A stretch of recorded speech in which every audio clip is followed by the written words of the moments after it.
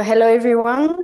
Today I'm going to talk about a very famous region, the Orion Bar, and I will show using data from the James Webb Space Telescope and the ALMA observatory how we can constrain the fundamental structure and constrain some physical condition in this region to better understand stellar formation in extreme condition of irradiation. So first, I would like to make a broad introduction on photodissociation region, even if we have already have some talks about it, but so everyone is sure about what we talk here. So photodissociation region are located at the edge of molecular clouds, and they are the product of the irradiation of massive stars. In these stars emits a very intense UV field that is going to completely change the physical and chemical structure at the edge of this molecular cloud. Near the star, the UV field is intense enough for ionizing pretty much everything that is around here. So we are in what we call the ionized region. And then when we cross the edge of the cloud, which is delimited by what we call the ionization front, the UV field is going to get extincted by dust and gas. And so when entering the cloud, the UV field is going to be extincted enough so that atoms can survive. And we're going to be in what we call the atomic region. And even deeper into the cloud, the UV field gets extincted even more, and then molecules can survive, and we are in the molecular region, which is delimited by the atomic region by what we call the dissociation front. And this region, why are they so interesting to study, is because this is where the radiative feedback on stellar formation happens, because this UV field is going to hit and ionize the gas, so it's going to have a direct impact on the stellar formation. In addition, this extinction of UV field is going to create this stratified structure that I just presented, and also is going to, and also it's going to create this very different physical condition with temperature going up to 10,000 Kelvin in the ionized region and going down to 100 Kelvin in the molecular region. And also, this enhanced temperature due to the UV field is going to create a very rich chemistry. So this region can be really used as an interstellar laboratory for a lot of objects in the sky. Today, I'm going to talk about a very specific region, which is the Orion Bar, which is located in the Orion Nebula, and it is irradiated by the trapezium cluster, which we can see here in the center of the image. And this is this pear-shaped structure that you can see here in diagonal. So this region has been observed with the James Webb Space Telescope in 2022 with the PDRs for all program. And thanks to its very high spatial resolution, we have been able to resolve a lot of small-scale structures. I'm sorry, maybe this image is not very clear, but you can see in the dissociation front very filamentary structure, but we also observed some small-scale objects such as protoplanetary disks. So very, very rich data. And in this region, in addition, we have also some spectroscopic data, and more precisely some IFU spectroscopic data, meaning that we have spectrum in every pixel of the field of view that we chose. And the particular geometry of the Orion Bar allows us to have data in all the regions that I presented just before. So here in blue, the ionized region, the trapezium cluster is on the top right of the figure. In red, the atomic region, and in green, the several dissociation fronts due to the complex geometry. So we have spectra in all of this region. So this is a very rich data set. And in each pixel of this field of view, we have spectra that are also very rich. For example, we detected a lot of molecular lines, so mostly H2, but also a lot of other molecular lines, some aromatic bands, some ionized gas lines, so a lot of stuff to work on to be able to constrain some physical condition. And in this talk, I'm not going to have time to go of all the traces that we have found in this data. I'm going to focus on a couple of one, and then move on to ALMA to trace a deeper region in the PDR. So first, I'm going to start with the easiest one, or maybe the most basic one. H2 is the molecule that we detect the more in this kind of region. We detected hundreds of lines of H2 in the Orion Bar. You can see them, all the levels that we detected thanks to this excitation diagram. And this molecule is very useful to study the PDRs, because the first purely rotational level of H2 are thermalized. So they are following a straight line on their excitation diagram, which means that they are following a Boltzmann law. And as the levels are thermalized, this excitation temperature is equal to the gas temperature. So using H2 lines in PDR allows us to trace the gas temperature. And as you can see in the Orion Bar, we derive very high temperature due to this very intense UV field that is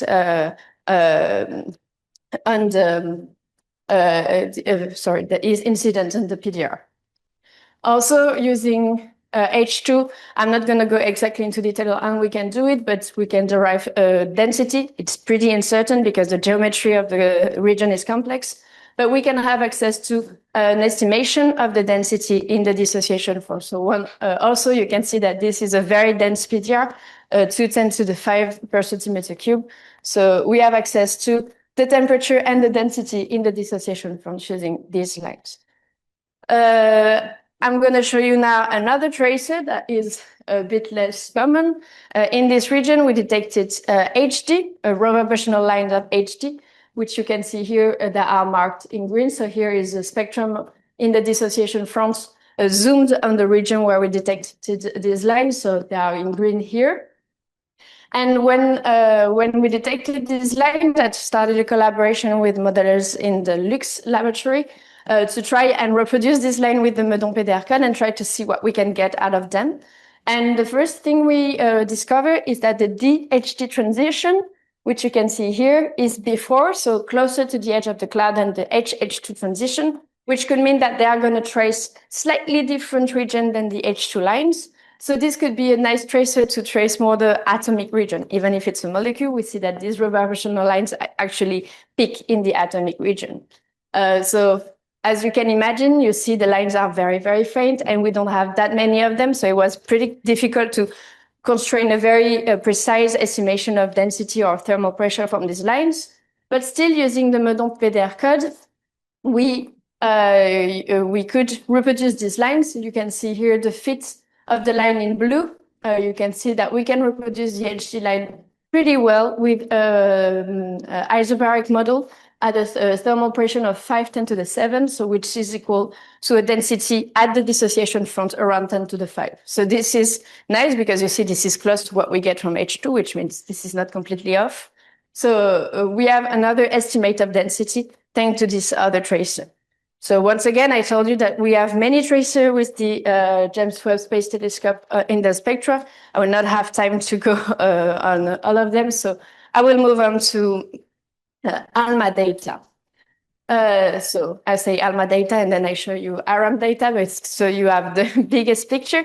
So to study the fundamental structure of the Orion Bar with a bit deeper into the cloud in a more shielded region, we move to a bigger wavelength. So that's why I'm going to study two lines, HCN, which we talked a lot about in this conference because this is a tracer of density, and also CN, so 4:3 and 3:2. And here you have some big field images from ARAM 30-meter telescope. But me, I'm going to focus on a smaller field of view with the ALMA interferometer, so that we can study this structure at at higher spatial resolution and smaller scales. So here are the images that we got with this program with ALMA. So you can see HCN here and CN 3:2.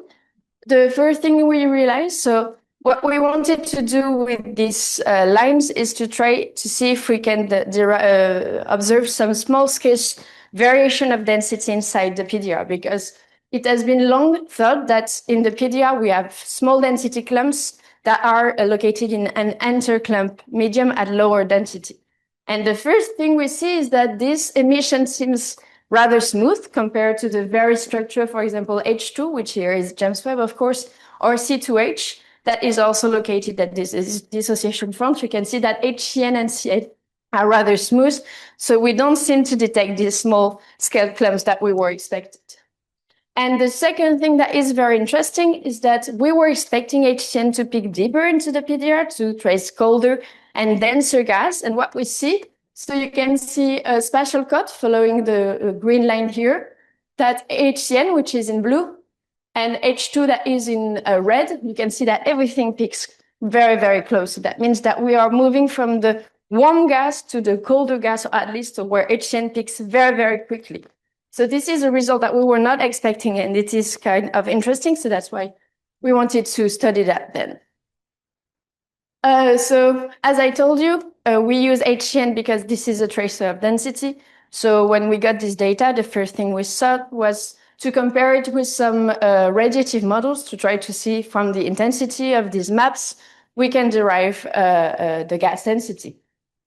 So first, we used the most simple model, so single zone model, RADAX, which don't need that many parameters. So we used the column density of HCN, which we have thanks to a line survey, which was already done with IRAM 30 meter and Herschel. So we have an estimation of the column density of these molecules near the dissociation fronts. And also we need the gas temperature, which we can use either the one from H2, because we saw that it peaks very close to the dissociation front, so we can expect the gas where HCN peaks to be very close to that one. But we prefer to use the observation from ALMA of the CO322 line, which is a very good tracer of the temperature, because we expect maybe HCN to still peak in a bit of colder gas. And so using this model, we can compare the predicted intensity from the RADAX model to the observation of the map near the dissociation fronts, and we can have an estimation of the density.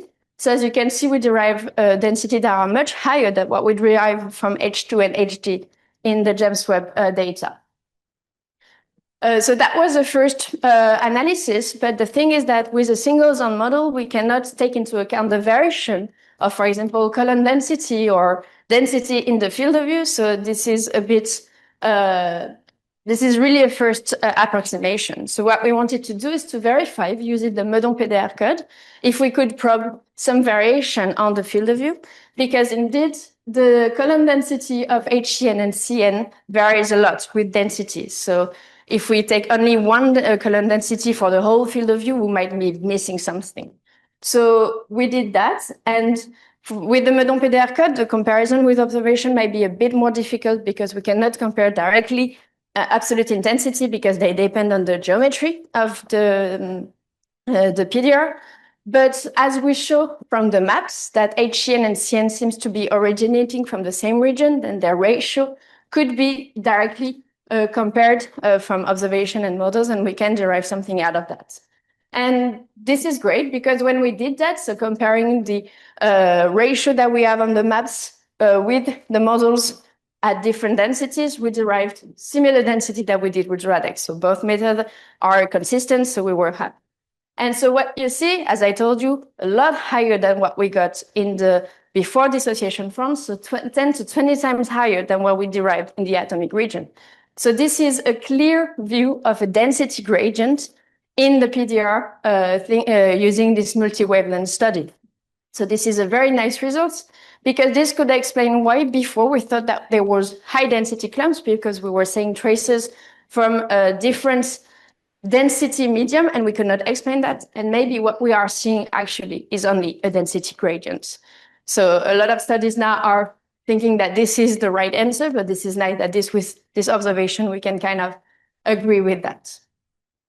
I will just finish on this latest results. If we want to go even deeper in the fundamental structure of the Orion Bar, we can study its velocity structure, because with ALMA, we have access to the different velocity of the lines thanks to this high spectral resolution. So we did that for HCN and CN.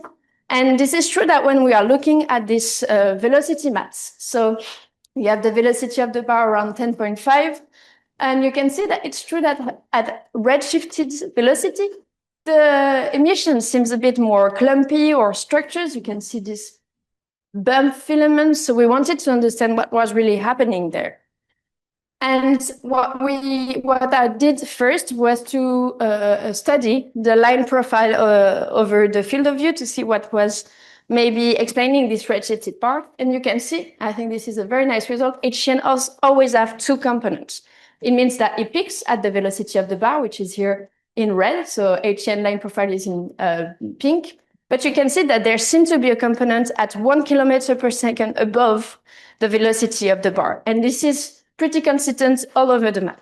So to have a better idea of what was happening there, I did not only do the velocity maps, but I tried to fit these two components separately by a Gaussian to see if we could see this variation of the two components inside the maps. And you can see that indeed they are not tracing exactly the same region. And maybe, at least to my mind, that's what I see, that the more clumpy structure seems to be at the high, the redshifted wavelengths. All these small structures that we used to see in the velocity maps seem to originate from this redshifted version. And actually, we did some digging with Javier to try to understand this 1 kilometer per second difference. And this could be associated with the value of a shock velocity. So in fact, this small scale structure could be originated by the propagation of a shock, a UV-driven shock that is compressing the gas. And this is what we are actually seeing. So no density clumps, but maybe more pre-existing structure that is explaining this a bit more structured HCN emission. And I will conclude on this take-home message slide. So as I told you, this multi-wavelength study allows us to have observation from the edge of the cloud to the deeper region. And we are really seeing a great density gradient inside this region, which is explaining also what we are seeing HCN peaking very close to the dissociation front, because we get from a warm, more diffuse gas to a very dense gas very quickly. So this is very linked to the Orion Bar. And also, we are not seeing, at least from this observation, small-scale density clumps, and maybe all the structure that we are seeing in this region are more due to the propagation of UV-driven shocks than density clumps. And with that, I thank you for your attention.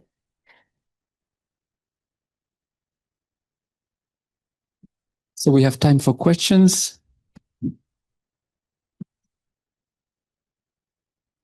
Thank you very much. You have very nice data and image, and I have a very naive question. What kind of processing would you need to take more advantage of those beautiful data sets? That's a good question. Not an easy one. It's probably not an easy one. No, it's not an easy one at all. To be honest, I started working on ALMA data only 6 months ago, so I'm not still an expert on what we can do. But probably many things, but it is more of the people that are experts in data processing to tell me if they have ideas on how you can. Because it's true that with ALMA data, we have this, still, the field of view is still quite big with a lot of structures. We have a lot of information in the velocity structures. So this is a first analysis really with the hands, and I think we can do a lot more, but to me, it's complicated at the moment to know exactly what we can do. So if you have any ideas, please tell me. Yeah. Thank you very much. It's a very nice talk. I have 2 questions, but if you allowed it, I will ask a first question. So, did you also have a look at the some pH emissions, spatial distribution compared to this HCN and the CN also as well? So the pH emission, we have some maps of the pH emission thanks to the James Webb data. So it peaks more in the atomic region, and we have also in the dissociation front. But compared to CN, it's not very clear. CN seems to peak more in the molecular region, so we have no really close emission between pH and CN. So I don't know if this was your question. Okay. Yeah. Thank you. Yeah. So very quick. So you said also related shock for the, this HCN, the small structures. Do you also do you know what speed of shock you expect the speed of shocks?